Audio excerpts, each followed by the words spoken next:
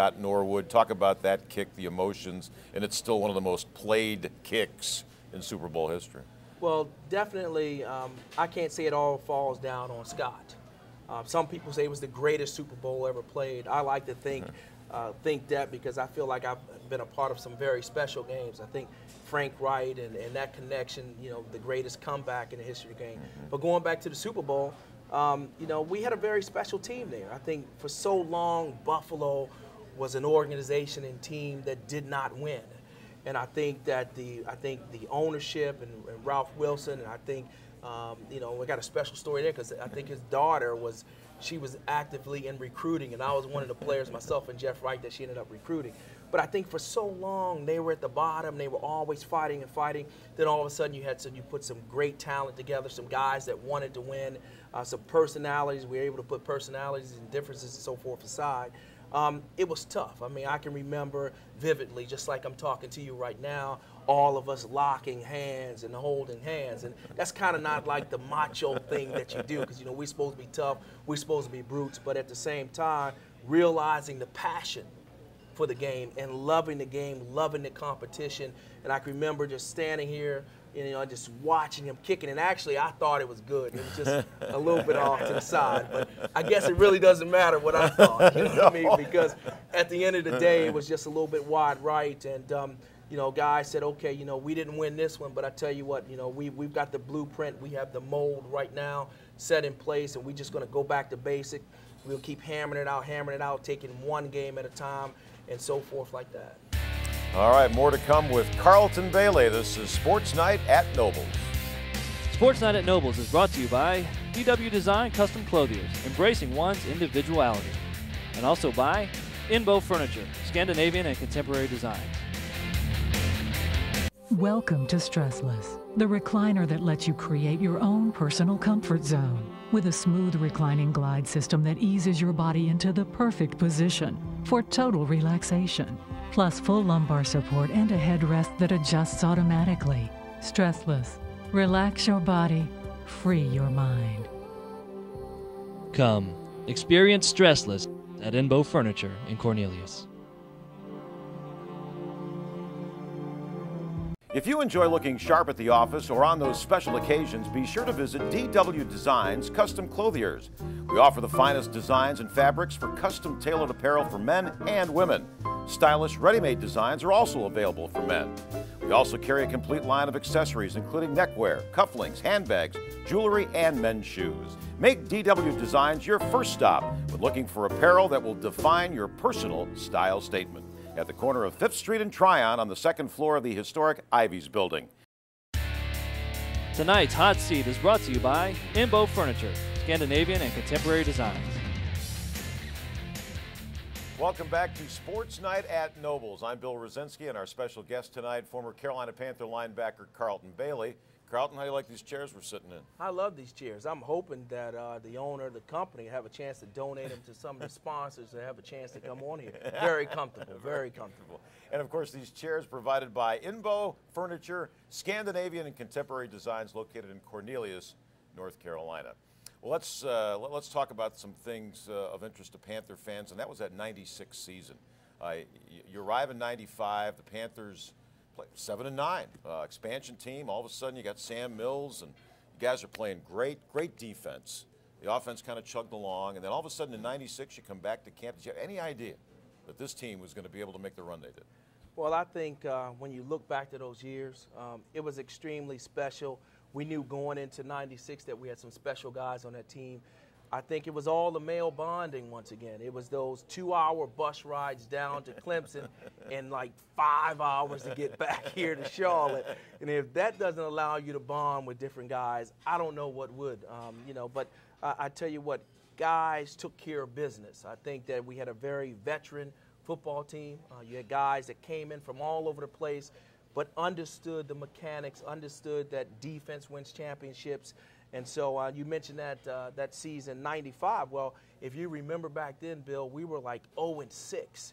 And every week I can remember them saying, just keep, we're veterans, we just kept saying, let's just keep focused, because we were right there. And then some things turned around and, some great things happened for us. All right, so 96 you lose to Green Bay in the NFC Championship game, but I thought you were on the cusp, and it didn't happen. It went the other way. They made some changes offensively. They let Mark Carrier go. Willie Green left. Howard Griffith. They said the defense got older. Did you feel that way? I didn't feel older. I think, and you mentioned those particular players, and that particular year, I ended up signing back late with the team that particular year. It was tough because a lot of times I have been around some great championship football teams. I understand when the chemistry's there, you pretty much keep that together, Bill. You normally don't try to do too much to disturb that. Of course, the chemistry was broken up. You had some new, younger players that was fitting into that mold, and I think that in all due time, a pup will have his day, but I think it was still some grooming time that still needed to be done. It was extremely difficult in '97 because we had come off that great season. A lot of the pieces to the puzzle still wasn't there. You had a lot of players, new players that I thought that was still learning what it took to be a professional. And I think that when you have all those things that play a factor, then you end up having the type of season that we had. You mentioned the bus rides in '95, and I know there were different buses when you left for games down to Clemson that had different movies on. Right. What was your favorite movie? We had a couple of great movies. You know, we had Mike Fox. He was a big guy, defensive lineman, Gerald and Greg Craig, and a couple guys that kept me pretty protected and clean. And we used to like to watch the Longest Yard, the old version. You know what I mean? That was one movie. I think Lamar Latham, his favorite movie was Cool Hand Luke. So, you know, when you sit back and you look at these movies, and the veterans, we sat on there, we watched those movies going down, and if you happen to have a younger player that was involved as far as on our bus, of course, he would just sit there, he had nothing to say, and he would just enjoy the old classics. Let me throw some names at you. Give me your thoughts as you look back at your career. Bill's coach, Marv Levy. Great coach, very intellectual guy, guy that really focused on, I think he was a big World War II type of coach. A lot of stories about the beaches of Normandy. He also did a phenomenal job in regards to getting us sort of that extra motivation. And even though when you're a professional, you really shouldn't need it, every week you should be prepared to come to compete. But he always sort of had an opportunity and chance to come up with some different types of sound bites where people would say, well, you know, hey, we're going to play against this team. Bruce Smith is not that good, or Carlton Bailey, the running game. Cornelius Bennett is just a rushing guy. He doesn't play the run well. And the night before the game, it was almost like a roll call, Bill. We would be sitting in their team meeting, and you never knew what was coming up next. And I can remember him putting that on there, and then everyone being totally silent because we knew the next day it was going to all be about business. You mentioned the next guy I was going to ask you about, and that's defensive end Bruce Smith. Phenomenal guy. What can I say about it? I can remember coming into the National Football League. Bill, I was making about $50,000 a year. And Uncle Sam was getting a large percentage of that. And I can remember, you know, back then I was wearing my hair, you know, at that particular time. And I can remember him pulling me aside, and every week we got our hair cut at the same barbershop in Buffalo. I had to pay for his haircut as well as pay for his meal. And then back then, you know, the guy was making about $1 million. I'm at $50,000, and I'm saying to myself, like, something's wrong with this. But the great thing about it, Bill, was the fact that every Tuesday I had an opportunity, a chance to meet with Bruce, sit down with him, Bill, and watch film and study and learn what it took to be a professional and what it took to play a long time. As you know, Bill, the average player plays 3 years. I played a decade, Bill. I think Bruce ended up playing 19 seasons. So that was probably one of the best things about being up there. And, of course, you know, I got all his Nike suits that he couldn't wear, and it was just very, very special. I think that any young players out there, they should realize and understand, even people in business, understand, learn, get yourself a mentor, learn from the people that are successful, because successful people always do the things that other unsuccessful people will not do. And your days with the Panthers, Sam Mills. Phenomenal guy. What more can I say about it? I can remember coming here. I was released late from the New York Giants. Of course, you're doing some radio now with that particular coach, and Dan Reeves, can't say anything negative about him. But and I can remember coming to the team, and Sam had already had an opportunity, chance to be in that defense, the zone defense, and I was struggling picking it up. Everyone else was ahead of that line and so forth. But Bill, for myself, had a chance to spend some extra time with them. We had a chance to break down. I've got a phenomenal picture up over top of my my fireplace, and it shows us. I believe both of us was in on a sack.